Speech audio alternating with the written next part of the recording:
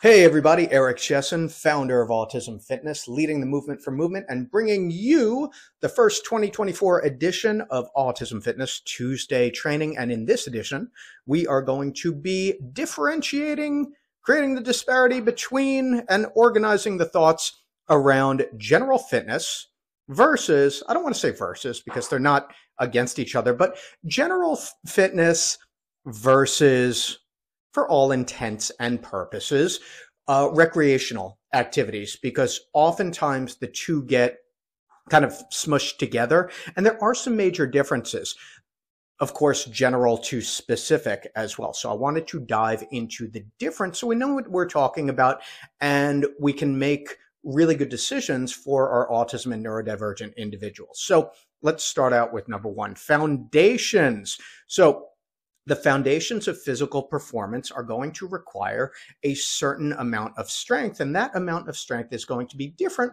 with each particular activity. So in autism fitness programming, when we're talking about strength, we're not talking about maximal strength or the most you can lift or the most you can push or the most you can carry. Rather, we're talking about repetitive effort. What does that mean? It means multiple repetitions during a set to develop that lean muscle tissue and also to enhance strength endurance for both performance of activities of daily living as well as safety, especially as our autism and neurodivergent individuals age.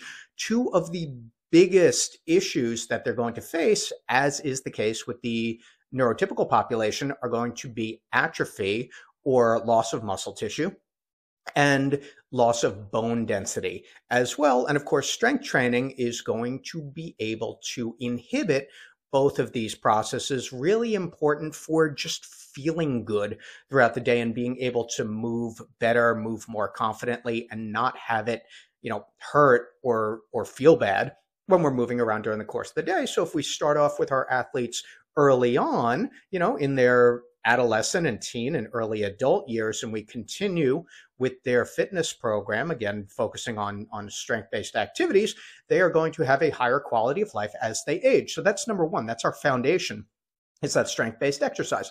Now, some individuals are going to, as is again the case with the general population, participate in either a competitive sport or something they do on their own, either in a structured setting or a more unstructured setting. So when we talk about recreation, this could be a basketball league, a bowling league, an archery league. It could be hiking. It could be biking. It could be cycling.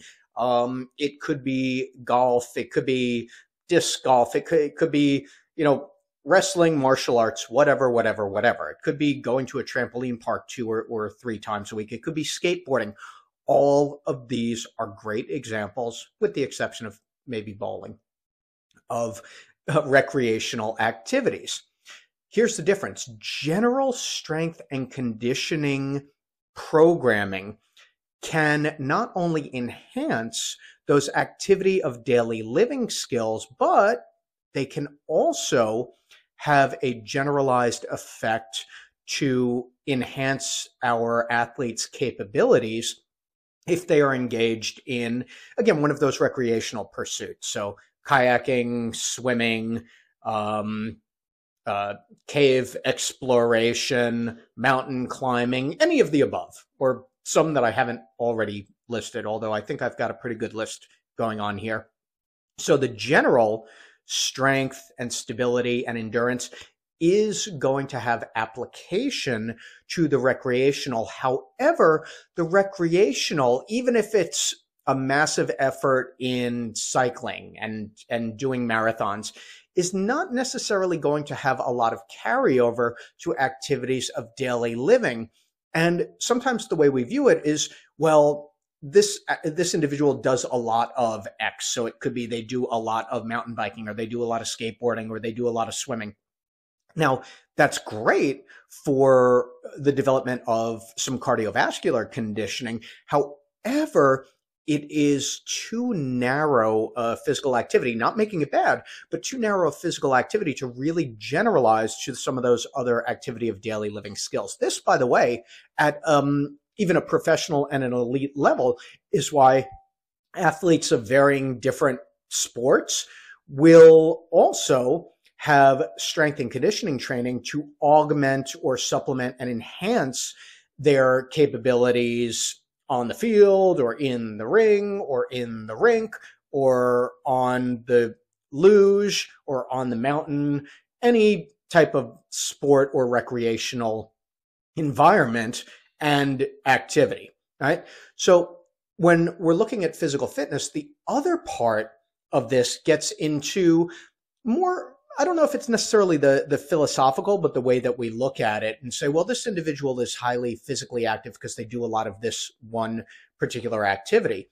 However, even though they're getting the stimulus and they're getting that physical exertion from that one particular activity, we still want to enhance their strength and that stability and stamina. And the best way to do that is through a fundamentally sound and an individualized strength and conditioning program. And I know I've said that a couple times here already, but that's really important to point out as well.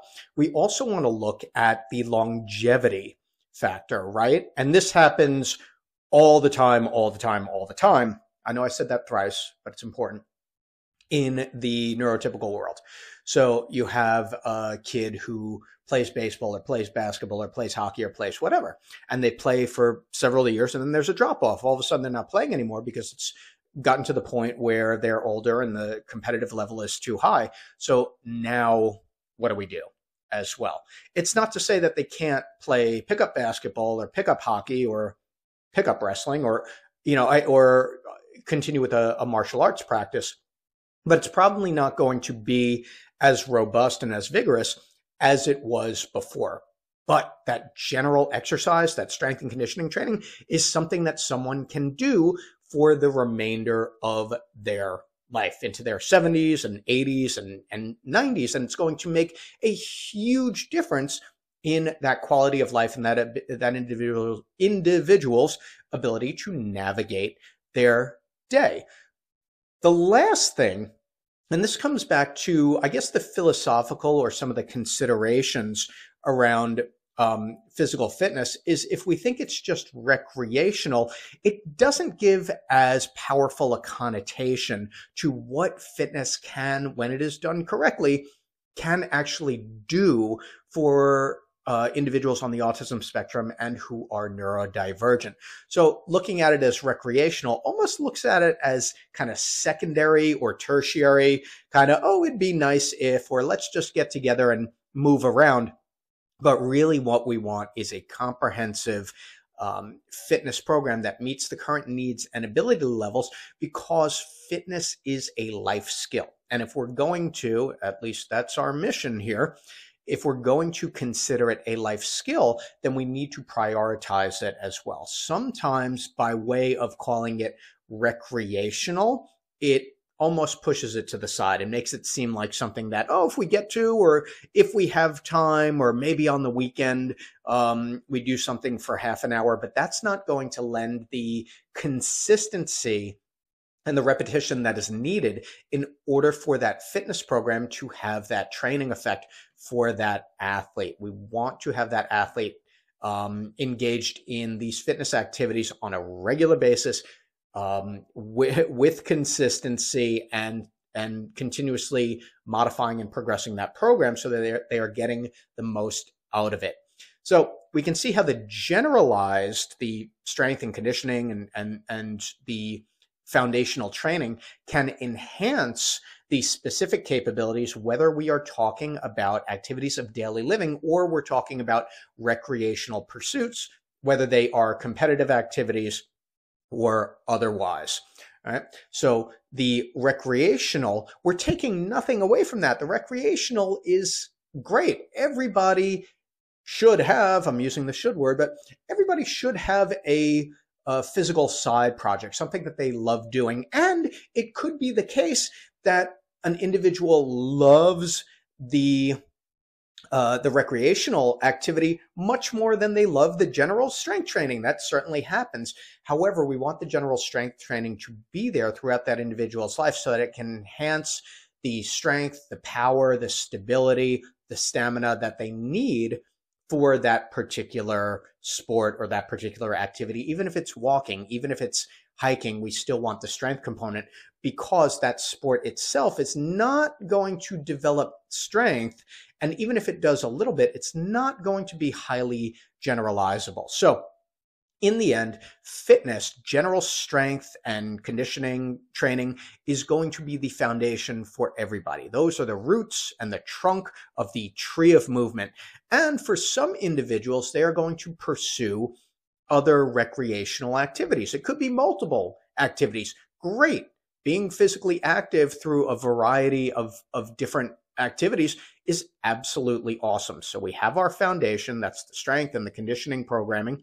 And from there, some of our autism and neurodivergent individuals might also branch out, or they might already be doing something. They might already be doing a martial art. They might already be cycling. They might already be involved in roller derby. I don't know.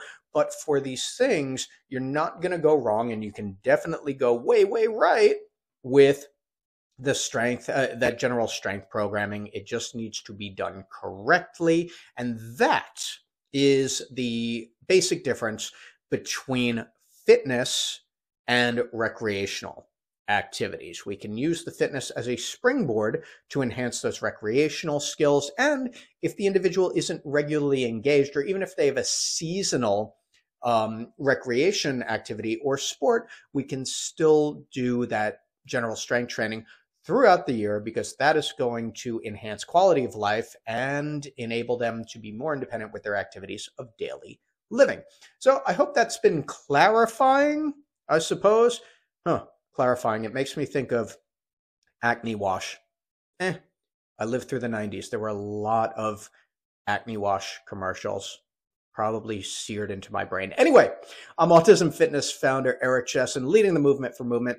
If this has been helpful for you, please like, definitely subscribe, and share this video with someone for whom it could make a difference. If you are ready to become an Autism Fitness Certified Pro, head on over to autismfitness.com, and I will see you again with another Autism Fitness Tuesday training. And by the way, in the comments below, if this has been helpful for you, if you have a question about fitness versus recreational activities, or if you have something that you want me to cover in a future edition of Autism Fitness Tuesday training, just throw it into the comments below. Thank you for watching.